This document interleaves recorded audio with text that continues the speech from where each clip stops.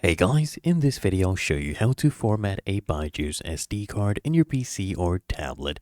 The first thing I want you to do is cover the bottom left, click on search, and just type in create and format hard disk partitions. As you can see, this will lead us to the control panel.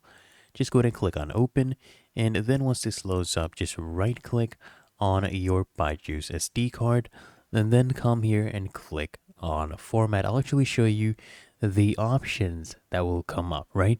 So if it is a 64 GB SD card, make sure you choose exFAT, okay? If it's a 32 GB SD card, you can either choose NTFS or FAT32. You can choose those and make sure you toggle on perform a quick format, okay?